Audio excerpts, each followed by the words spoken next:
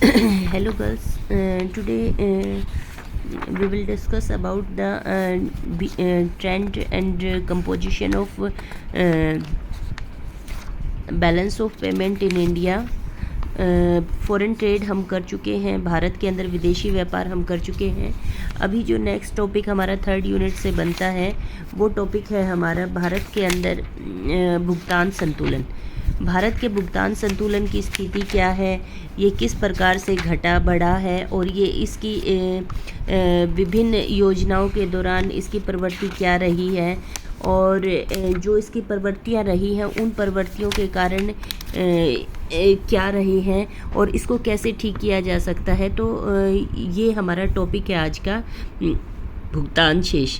भुगतान शेष का को इंग्लिश में बैलेंस ऑफ पेमेंट कहा जाता है। इसका थ्योरेटिकल पोर्शन हम पिछले सेमेस्टर में कर चुके हैं, फिर भी एक बार इसको थोड़ा सा हम इंट्रोडक्टरी पार्ट में करेंगे रिवीजन के तौर पर। जैसा कि हम जानते हैं भुगतान संतुलन क्या होता है, किसी भी राष्ट्र के लोगों का अन्य विश्व के अन्य देशों के साथ, लोगों के साथ लेन देन का जो लेखा जोखा होता है उसे हम भुगतान संतुलन कहते हैं। अर्थात accounting of all kind of trading with resident of rest of the world is known as the balance of payment. तो ये एक अकाउंटिंग होती है, लेखा जोखा होता है, बही खाते जैसे लिखे जाते हैं, ये उसी तरह का होता है। और एक देश के लोगों का विश्व के बाकी देशों के साथ जो भी वस्तुओं का, सेवाओं का या पूंजी का जो भी लेन देन होता है उन सभी का, या एक पक्षीय अंतरण जो भी होते हैं उन सब का जो लेखा जोखा होता है वो क्या कहलाता है, भुगतान संतुलन कहलाता है। किंडल बर्गर की डेफिनेशन है कि एक देश का भुगतान शेष उस देश के निवासियों तथा विदेशों में किए गए सभी प्रकार के आर्थिक सौदों जिनका संबंध वस्तुओं, सेवाओं और पूंजी प्रवाह से है का क्रमबद्ध लेखा जोखा है। किसी भी देश को प्राय 3 प्रकार की मदों में दूसरे देश से व्यवहार करना पड़ता है। ये जो मदें होती हैं, दृश्य मदें होते हैं, अदृश्य मदें होती हैं और पूंजी अंतरण। जैसा कि मैंने आपको बताया, goods, services and capital. Goods जो होते हैं वो विजिबल होते हैं, उनको देखा जा सकता है। तो विजिबल आइटम वो वस्तुएं होती हैं जिनको टच किया जा सकता है। टेंजिबल आइटम जिनको हम टच कर सकते हैं, वो वस्तुएं, जब उन वस्तुओं का आयात निर्यात किया जाता है तो इनकी एंट्री विजिबल आइटम्स के अंडर की जाती है। ये भौतिक वस्तुएं होती हैं और इनका जो लेन देन होता है वो बैलेंस ऑफ ट्रेड के अंतर्गत किया जाता है। उसके बाद बात करते हैं हम balance of invisible items. Invisible items क्या होते हैं? इनविजिबल आइटम्स वो वस्तुएं होती हैं, वस्तुएं नहीं होती है, ये वो सेवाएं होती हैं जिनका लेन देन किसी भी राष्ट्र के लोगों का, जिनका लेन देन विश्व के अन्य देशों के साथ किया जाता है। जो आपका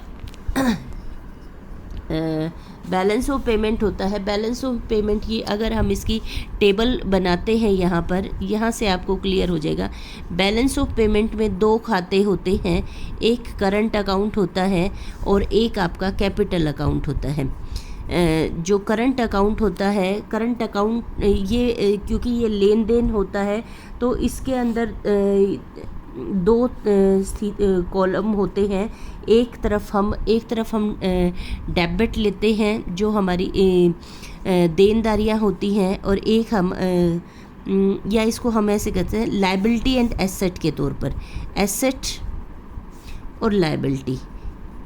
या फिर इसको हम लेते हैं एक्सपोर्ट।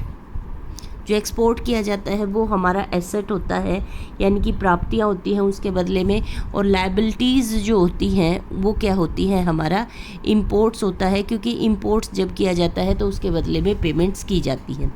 तो इसकी फर्दर जो डिवीज़न है रो वाइज, करंट अकाउंट और कैपिटल अकाउंट। करंट अकाउंट क्या होता है? करंट अकाउंट के अंदर 3 तरह की एंट्रीज़ होती हैं।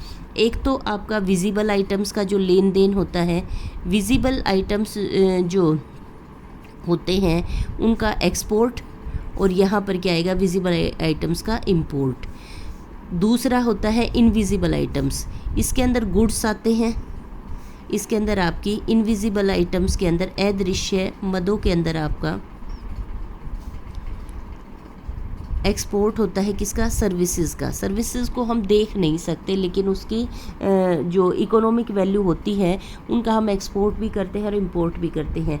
जो सर्विसेज होती हैं वो किस तरीके की होती हैं, सर्विसेज हो जाती हैं जैसे आप अमरीकी व्यक्ति यहाँ पर आया, उसने रिक्शा हायर की, तो रिक्शा को वो अपने साथ तो नहीं ले गया, उसने क्या किया कि वो अपने होटल से बैठा और वो एक मार्केट तक गया, तो इस दौरान उसने जो टैक्सी की या ई रिक्शा की, तो उसकी क्या ली है, इसने सर्विसेज ली हैं।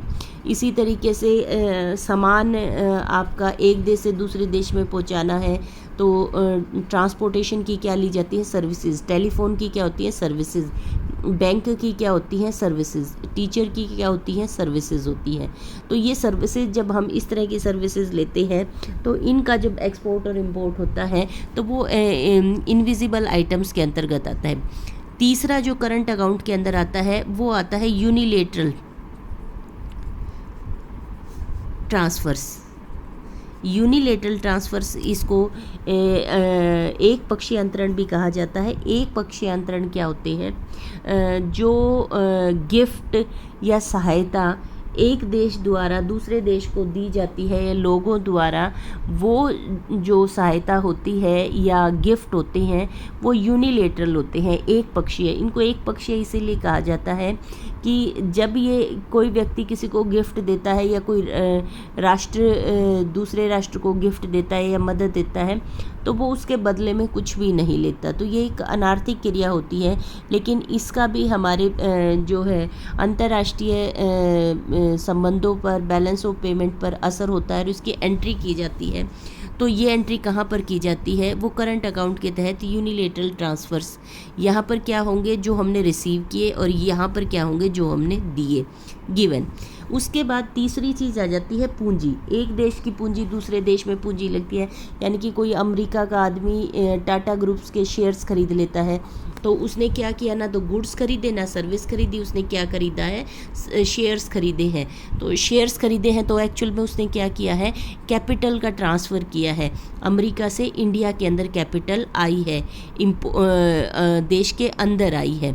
और इसी तरीके से जब उस पूंजी के बदले में ब्याज जाएगा तो वो देश से बाहर जाएगा, तो वो पूंजी का क्या हो जाता है, वो पूंजी का एक्सपोर्ट हो जाता है। पूंजी का एक्सपोर्ट यहाँ पर लिखा जाएगा क्योंकि वो हमारी लायबिलिटी होगी, देश से बाहर गया। और पूंजी जब देश के अंदर आई तो वो यहाँ पर आपकी एक्सपोर्ट के अंदर लिखी जाएगी। तो इसके अंदर क्या आता है, FDI आती है, फॉरेन डायरेक्ट इन्वेस्टमेंट के रूप में पूंजी आती है, और आती है तो यहाँ पर लिखी जाती है। और जब दूसरे देशों में भारत के लोग करते हैं तो वो यहाँ पर एंट्री की जाती है लायबिलिटी के तहत। इसी तरीके से फॉरेन इंफ्रास्ट्रक्चरल इन्वेस्टमेंट्स होती हैं, वो भी आपकी एक्सपोर्ट्स जब देश के भीतर आती है तो वो यहाँ लिखी जाती है, और देश के बाहर जाती है तो वो लायबिलिटी के अंदर लिखी जाती है।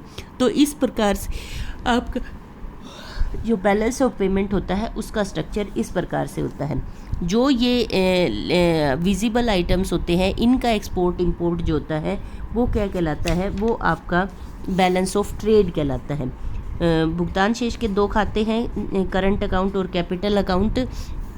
इसमें दृश्य वस्तुओं के चालू खाते में दृश्य वस्तुओं के आयात निर्यात को शामिल किया जाता है। सेवाएं जैसे बीमा, बैंकिंग आदि अदृश्य मदों का शामिल किया जाता है। दूसरा जो खाता होता है वो पूंजीगत खाता होता है। इसके अंतर्गत पूंजीगत भुगतानों और प्राप्तियों को शामिल किया जाता है। भुगतान शेष के अनुकूल या प्रतिकूल होने से हमारा अभिप्राय चालू खाते के प्रतिकूल या अनुकूल होने से है। ठीक है, मतलब कि जो लेनदारियाँ और देनदारियाँ हैं वो कम ज़्यादा होती हैं। जब हमारे एक्सपोर्ट्स यहाँ पर मान लीजिए 50 करोड़ के रह गए और ये 70 करोड़ के हो गए, तो हमारा ये क्या हो गया, हम कहेंगे कि हमारा बैलेंस ऑफ पेमेंट प्रतिकूल हो गया। हमारी क्या है, प्राप्तियाँ जो हैं देनदारियों से 20 रुपये कम है। तो यहाँ पर हमारा बैलेंस ऑफ पेमेंट क्या होगा, एक्सपोर्ट माइनस इंपोर्ट -20 आएगा। तो यहाँ पर हमारा बैलेंस ऑफ पेमेंट क्या हो गया, प्रतिकूल हो गया। और अगर हमारे इंपोर्ट्स जो हैं 70 है और ये हमारा 80 है, तो बैलेंस ऑफ पेमेंट हमारा अनुकूल हो जाता है +10। तो इस प्रकार से बैलेंस ऑफ पेमेंट जब हम प्रतिकूल या अनुकूल की बात करते हैं तो हम एक्चुअल में करंट अकाउंट के प्रतिकूल या अनुकूल होने से बात करते हैं। उसके बाद बैलेंस ऑफ ट्रेड जो होता है वो क्या होता है, केवल वस्तुओं बैलेंस ऑफ ट्रेड जो है वो दृश्य मदों के आयात निर्यात के अंतर को शामिल किया जाता है। ठीक है, तो भुगतान शेष ये एक ब्रीफ में दे दिया है। वस्तु सेवाओं और पूंजी प्रवाह का निर्यात, वस्तु सेवाओं और पूंजी प्रवाह का आयात, इन दोनों का अंतर क्या कहलाता है, भुगतान संतुलन कहलाता है। अनुकूल होने पर क्या होते हैं, निर्यात अधिक होते हैं, आयात कम होते हैं। और प्रतिकूल कब होता है, जब आयात अधिक होते हैं, निर्यात कम होते हैं। इसकी प्रवृत्तियाँ क्या हैं डिफरेंट टाइप पीरियड्स में, ये आपका जो है सारी पंचवर्षीय योजनाओं के अंदर आपके आंकड़े दिए गए हैं। ये आंकड़े जब हम समराइज रूप से देखते हैं, इकट्ठे होकर देखते हैं, तो यहाँ पर देखिए फर्स्ट प्लान से लेकर 12th प्लान 2016-17 तक हम देखते हैं, हर एक जो बैलेंस ऑफ पेमेंट है, चालू खाते का जो घाटा है वो क्या है, माइनस है, यानी कि अनफेवरेबल है। केवल और केवल 2 पंचवर्षीय योजना में, 4th और 5th में 1969 to 74 और 74 से 78, केवल मात्र 2 पंचवर्षीय योजनाओं के दौरान हमारा बैलेंस ऑफ पेमेंट पॉजिटिव रहा है। और उसके पॉजिटिव रहने के कारण क्या रहे हैं, उस दौरान NRI पैसा भारत में आया है। विदेशों में जो भारतीय बसे हुए थे उन्होंने यहाँ पर पैसा भेजा है। इसी वजह से ये देखिए चौथी और 5वीं पंचवर्षीय योजना के दौरान आपका बैलेंस ऑफ पेमेंट पॉजिटिव रहा है। और इसके कारण क्या है, एक तो निर्यात बढ़ने पर आयात पर प्रतिबंध लग गया, व्यापार शेष घाटे पहले की तुलना में कम हो गया, निर्यात बढ़ गया और आयात पर प्रतिबंध लग गया। दूसरा क्या हो गया, 1976-77 में व्यापार शेष लाभ का था। इसी तरह से स्मगलिंग पर रोक लगाई गई। पर्यटन अधिक आने से विदेशों में रहने वाले भारतीयों द्वारा ये जो NRI पैसा था, अधिक धन भेजने के कारण अदृश्य मदों में होने वाली प्राप्तियां इनके ऊपर किए गए खर्चों से बढ़ गई और इसके फलस्वरूप भारत का भुगतान शेष क्या हुआ, लाभ का अर्थात अनुकूल हो गया। तो ये जो है ये मुख्य कारण है भारत का चौथी और 5वीं पंचवर्षीय योजनाओं के दौरान बैलेंस ऑफ पेमेंट का पॉजिटिव रहने का। उसके बाद है इसके कारण क्या रहे हैं, भारत का हमेशा बैलेंस ऑफ पेमेंट नेगेटिव क्यों रहा है। सबसे पहले जैसे हमने पिछले चैप्टर में ट्रेड में देखा था, फॉरेन ट्रेड के अंदर भारत के अंदर आज़ादी के बाद से इंडस्ट्रियल बेस को डेवलप करने के लिए मशीनों का आयात बहुत ज़्यादा किया गया। मशीनों का आयात ताकि भारत के अंदर औद्योगिकरण की प्रक्रिया को, विकास की प्रक्रिया को तेज़ किया जा सके, तो इसलिए विदेशी मूल्य की महंगी लेटेस्ट अपडेट क्वालिटी की मशीनें मंगवानी पड़ी और इसकी वजह से देश के अंदर आयात के मूल्य बढ़ गया। दूसरा क्या रहा, पंचवर्षीय योजनाओं के कारण भी देश के लिए औद्योगिकरण के लिए अधिक मूल्य की मशीनों का आयात भारत को करना पड़ा, जिसकी वजह से बैलेंस ऑफ पेमेंट नेगेटिव हो गया। फिर हमने 3 युद्ध लड़े हैं चाइना के साथ और पाकिस्तान के कारण। इस कारण जो है युद्ध की सामग्री को मंगवाना पड़ा, आयात करना पड़ा। उसके बाद क्या है, उपभोक्ता वस्तुओं की अधिक मांग, जनसंख्या बहुत तेज़ी से बढ़ी है, तो इसकी वजह से भारतीय वस्तुओं की मांग बढ़ गई। तिल, चाय, कच्चा लोहा आदि मात्रा में निर्यात किए जाते थे, परंतु अब पॉपुलेशन बढ़ने से इनका देश के अंदर ही उपभोग होने लगा और जिससे जो है निर्यात घट गया और आयात जो है वो बढ़ गया। उसके बाद मूल्य असंतुलन, प्राइस डिसइक्विलिब्रियम भी एक बहुत बड़ी समस्या है कि 1945 के बाद वस्तुओं के घरेलू दाम और विदेशी व्यापार में भेजी जाने वाली वस्तुओं के दामों में अंतर हो गया और जिसकी वजह से क्या हो गया, कीमतों के अंदर डिसइक्विलिब्रियम हो गया। और ये डिसइक्विलिब्रियम एक क्षेत्र के अंदर कीमतें बढ़ी तो धीरे धीरे करके ये दूसरे क्षेत्र तक भी फैल गई और इस तरीके से ओवरऑल जो है कीमतें बढ़ गई और कीमतें बढ़ने से उत्पादन लागतें भी बढ़ी और उत्पादन पर भी इसका असर पड़ा। उसके बाद विदेशों में दूतावास खोलने पड़े, इनके ऊपर भी बहुत खर्चा संबंध बनाने के लिए भारत के आज़ाद होने के बाद। उसके बाद विदेशी प्रतियोगिता की अगर हम बात करें तो पहले पाकिस्तान और बांग्लादेश बांग्लादेश भारत में थे तो वो भारत का ही हिस्सा हुआ करते थे। तो यहाँ पर पटसन और जो अनाज था वो जूट का सामान जिसमें भारत की मोनोपली थी, एकाधिकार था इनके निर्यात में। जैसे ही दो अलग राष्ट्र बने तो भारत का उत्पादन तो घट गया और ये दो राष्ट्र जो हैं वो प्रतियोगी देशों के रूप में साथ में आ खड़े हुए, जिससे कि अंतर्राष्ट्रीय स्तर पर भारत का ये जो निर्यात है वो घटा। उसके बाद कच्चे तेल की कीमतों में वृद्धि, जैसा कि मैंने आपको बताया 1977 में कार्टेल बन गई थी। कार्टेल का मतलब होता है कि उनकी यूनियन बन गई थी। जो ऑयल एक्सपोर्टिंग कंट्री थे उससे पहले उनके बीच में कंपटीशन था तो वो बहुत कम कीमतों पर तेल बेचते थे, लेकिन उन्होंने इंटरडिपेंडेंस को पहचानते हुए हमने जो है ओलिगोपोली को पढ़ा है। ओलिगोपोली के हिसाब से जब उन्होंने अपनी इंटरडिपेंडेंस को पहचाना तो उन्होंने क्या बना लिया, एक कार्टेल एक यूनियन बना ली और उस यूनियन के बाद उन्होंने एकाधिकारी की तरह व्यवहार करना शुरू कर दिया और कीमतों में बहुत अधिक तेज़ी से वृद्धि की। और इसका रिज़ल्ट ये हुआ कि कुल निर्यात आय का लगभग 50% पेट्रोलियम उत्पादों के आयातों पर खर्च होने लगा। उसके बाद है विदेशी ऋणों पर ब्याज का भुगतान, payment of interest on foreign डेब्ट। भारत ने विदेशों में 2019 तक कुल 37,54,101 करोड़ के ऋण लिए। इन ऋणों पर 2,40,262 करोड़ से भी ज़्यादा का ब्याज विदेशों को दिया गया। इसके फलस्वरूप भी बहुत भुगतान है संतुलन हुआ।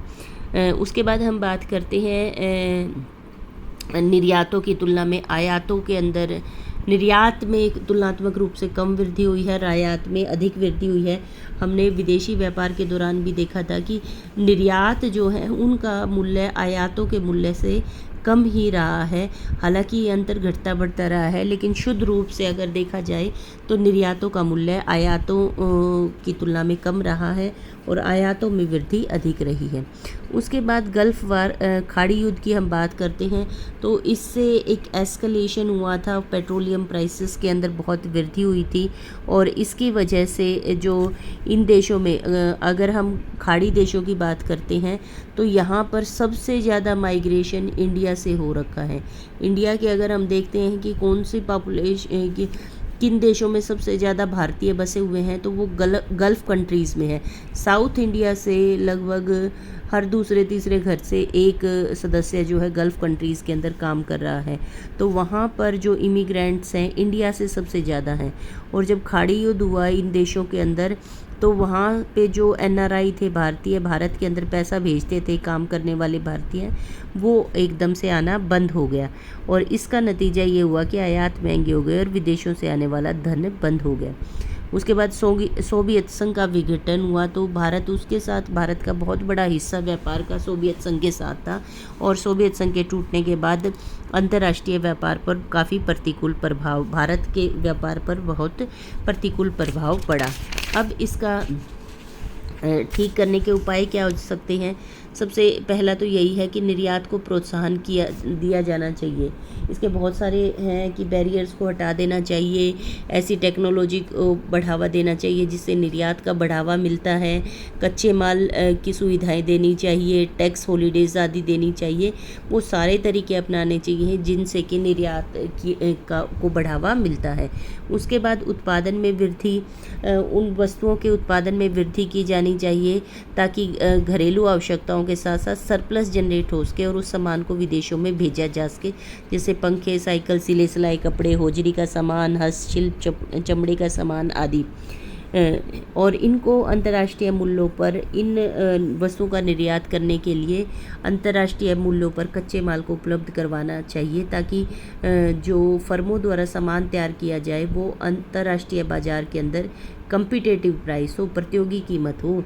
ऐसा ना हो कि वो अंतर्राष्ट्रीय उनकी जो लागतें ज़्यादा होगी तो उनको कीमतें भी ज़्यादा रखनी पड़े। तो सरकार को ये एफ़र्ट्स करने चाहिए, ऐसी नीतियाँ बनानी चाहिए कि उनको कच्चा माल सब्सिडाइज रेट्स पर मिले। उसके बाद व्यापार समझौते करने चाहिए अलग अलग देशों के साथ। व्यापारिक समझौते करने से जो विज़िट्स की जाती हैं डेलीगेट्स के द्वारा, मंत्रियों के द्वारा, प्रधानमंत्री के द्वारा, उनका उद्देश्य है व्यापारिक समझौते करना ताकि अंतर्राष्ट्रीय व्यापार को बढ़ाया जा सके। 15 अप्रैल 1994 को भारत ने भी 124 देशों के साथ गेट एग्रीमेंट पर एक साथ हस्ताक्षर किए।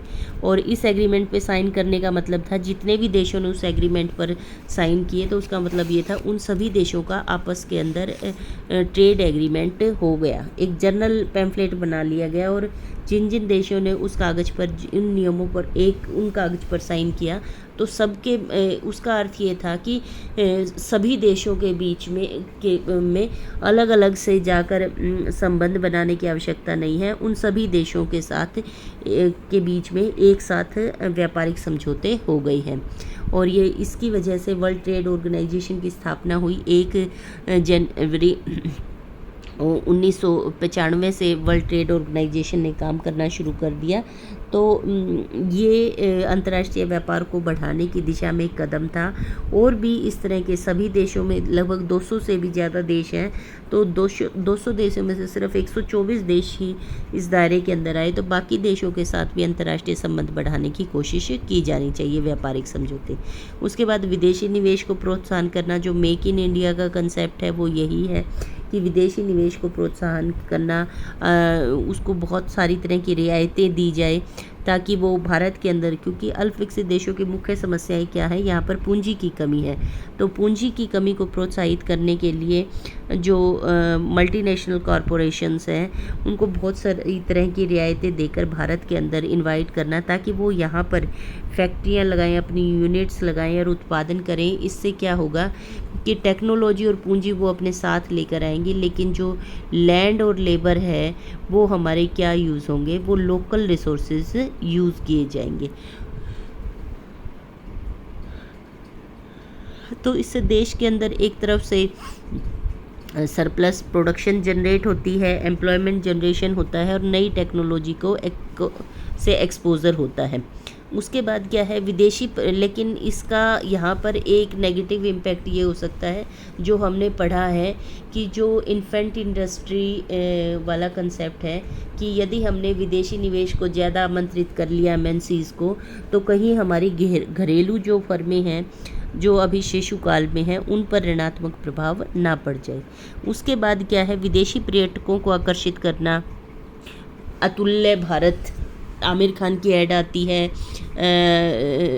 अमिताभ बच्चन रेडियो उसमें टीवी में बोलते हैं पधारो मारे देश, गुजरात के ब्रांड एम्बेसडर और सचिन तेंदुलकर। तो ये समय समय पर ब्रांड एम्बेसडर बनाए जाते हैं ताकि विदेशी टूरिज़्म को देश के अंदर लाया जा सके, क्योंकि जब टूरिस्ट यहाँ पर आता है तो एक तरीके से हम सर्विसेज का और रिसोर्सेज का एक्सपोर्ट ही करते हैं।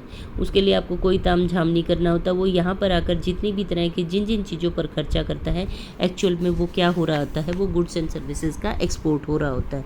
उसके बाद भारतीय मुद्रा का अवमूल्यन 3 बार किया गया है। सबसे पहले 1949 में किया गया, फिर 6 जून 1966 में किया गया और तीसरी बार 1991 के अंदर किया गया और तीसरी बार 20% अवमूल्यन किया गया। सबसे पहले 1949 में किया गया और इसमें जो है ना 35.5% जो है अवमूल्यन किया गया 66 में। तो ये जो अवमूल्यन होते हैं इनका असर क्या रहता है, इनका असर ये रहता है कि रुपए की तुलना में डॉलर का महंगा होना है या डॉलर की तुलना में रुपए का सस्ता होना। तो इसका नतीजा क्या रहता है कि हमारी वस्तु, जो निर्यातित वस्तु है, वो सस्ती हो जाती है और सस्ती होने की वजह से उनके लिए विदेशों के अंदर उन वस्तुओं की मांग बढ़ती है। तो बैलेंस ऑफ पेमेंट को ठीक करने का एक तरीका होता था, जब आपकी फ़िक्स एक्सचेंज रेट अपनाई जाती थी तो करेंसी को डिवेल्युएट कर दिया जाता था। डिवेल्युएट करके एक्सचेंज रेट को कंट्रोल करने की कोशिश की जाती थी, and so as to the export and import. उसके बाद है मुद्रास्फीति या कीमतों में कमी। ये डिवेल्युएशन और डिफ्लेशन ये लगभग एक जैसी चीज़ें हैं, बस फ़र्क इतना है डिवेल्युएशन के अंदर जो कीमतें कम होती हैं वो आपकी एक्सचेंज रेट के रूप में आपकी जो सरकार होती है या अथॉरिटी होती है उसके द्वारा की जाती है। जबकि आप कहते हो कि मुद्रास्फीति या कीमतों में कमी, तो ये क्या होती है, ये एक तरीके से उसका प्रभाव तो वैसा ही होता है कि जब डेप्रिशिएशन होता है, डिफ्लेशन होता है, तो भारत के अंदर उत्पादित होने वाली वस्तुओं की कीमतें कम हो जाती हैं, और कीमतें कम हो जाती हैं तो एक्सपोर्ट भी हमारे सस्ते हो जाते हैं और फलस्वरूप विदेशों के अंदर उसकी मांग बढ़ जाती है। लेकिन इसको मुद्रास्फीति को कैसे किया जा सकता है, इसके लिए भारत को राष्ट्र को मुद्रा एवं साख आदि का संकुचन करना पड़ता है। प्रोडक्टिविटी जो है ना वो थोड़ी सी घटानी पड़ती है। उसके बाद बात करते हैं आयातों पर रोक, रेस्ट्रिक्शंस ऑन द इम्पोर्ट्स। आयातों पर जैसे टैरिफ बैरियर्स थे, इसी तरीके से नॉन टैरिफ बैरियर्स। WTO का मेंबर बनने के बाद टैरिफ को तो काफ़ी हद तक घटाया गया, लेकिन जो आपकी नॉन टैरिफ बैरियर्स थे उनको बहुत सारे तरीक़ों से लगाया गया और लगाया जा सकता है, जिसके द्वारा कि इम्पोर्ट्स को कम किया जा सके। लेकिन ये थोड़ा कॉम्प्लिकेटेड है, क्योंकि इसमें विदेशी राष्ट्र के रिटेलिएट करने के प्रत्युत्तर के रूप में वो भी हमारे एक्सपोर्ट के लिए अपने दरवाजे बंद कर सकता है। तो ये बहुत ज़्यादा अच्छा तरीका नहीं है, लेकिन राष्ट्रों को कई बार इमीडिएट इफेक्ट के लिए इन तरीक़ों को अपनाना पड़ता है। इसके बाद है आयात प्रतिस्थापन। आयात प्रतिस्थापन ये है कि भाई बाहर से नोकिया का फ़ोन मंगवाने के बजाय वीवो का घर में ही बना लिया जाए, तो देश के रिसोर्सेज यूज़ होंगे, उत्पादन क्षमता बढ़ेगी और आयात के रूप में जो विदेशी करेंसी वो विदेशी वस्तुओं पर जो खर्च किया गया है उसका बचाव होगा। तो इंपोर्ट सब्स्टिट्यूशन एक बहुत अच्छी जो है नीति है, जिसका उद्देश्य है देश के अंदर जो है इंडस्ट्रियलाइजेशन को बढ़ावा देना और अंतर्राष्ट्रीय आयातों को कम करना। उसके बाद बात आती है विशेष आर्थिक क्षेत्रों की स्थापना। जैसा कि मैंने आपको बताया कि कल रात को ही बात कर रहे थे हम, जो विशेष आर्थिक क्षेत्र थे इनके जैसे कुंडली में आपका बनाया गया है, और इसका उद्देश्य क्या है? इसका उद्देश्य है कि एक एरिया स्पेसिफिक एक्सपोर्ट ओरिएंटेड वस्तुओं का एरिया बनाया जाए। उसके बाद है कच्चे तेल का कम उपभोग किया जाए, उसके ऊपर निर्भरता कम की जाए, ताकि पेट्रोल से होने वाले इंपोर्ट को पेट्रोल पर होने वाले खर्चों को कम किया जा सके। सोने का कम उपयोग करना, क्योंकि सोना भारत के अंदर शादियों में, और ये एक बहुत इम्पोर्टेंट है कि हमारे यहाँ शादियों में जेवर बनवाना और इस तरह का गोल्ड के ऊपर बहुत खर्च किया जाता है। मैरिज सीज़न में बहुत गोल्ड का इंपोर्ट होता है, तो ये एक तरीके से वेस्टेज ऑफ मनी है, और इसके ऊपर इसके कारण विदेशों से सोने का आयात किया जाता है। तो इस कंजम्पशन को मोटिवेट करना चाहिए कि इस कंजम्पशन को थोड़ा सा घटाया जाए। उसके बाद नेक्स्ट आपका आ जाता है निर्यात प्रोत्साहन। एक विस्तृत जो है स्टडी है। निर्यात प्रोत्साहन की जो स्ट्रेटजी है, ये थ्योरेटिकल पोर्शन है, इसके चांसेस काफ़ी कम रहते हैं, फिर भी आप इसको पढ़ लीजिए कि निर्यात प्रोत्साहन किस प्रकार से बैलेंस ऑफ पेमेंट को जो है ठीक करने के काम आता है, और निर्यात प्रोत्साहन को के लिए क्या क्या जो है समय समय पर नीतियाँ बनाई गई हैं। तो इसमें समझाने लायक काफ़ी कम कंटेंट है। आप गर्ल्स इसको खुद से पढ़िए, और इसमें जो भी आपको समस्या लगती है उसको हम जो ऑनलाइन लेक्चर लेंगे, या अभी तो उम्मीद है कि शायद जल्दी ही हमारा कॉलेज जो है वो खुल जाए, तो उसके बाद हम इसको डिस्कस कर लेंगे। ये रीडिंग का कंसेप्ट थोड़ा सा ज़्यादा है, तो आप इसको खुद से पढ़ें, और इसके चांसेस काफ़ी कम रहते हैं कि आपका ये वाला क्वेश्चन जो है वो आता है।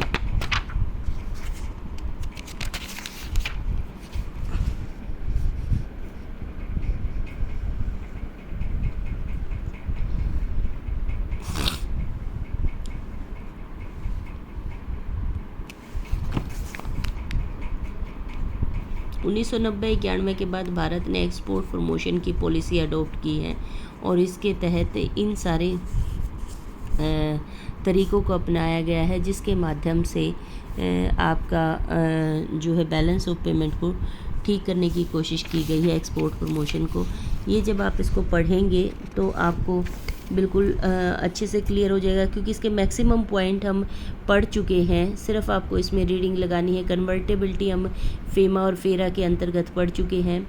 तो ये सारी ही चीज़ें आप कर चुके हैं। जब आप इसको रीडिंग करोगे तो आपको अच्छे से समझ में आ जाएगी।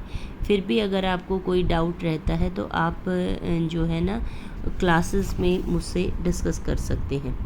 तो इसमें केवल और केवल एक ही क्वेश्चन बनता है, और वो जो क्वेश्चन बनता है, छोटे क्वेश्चन इसमें बनते हैं।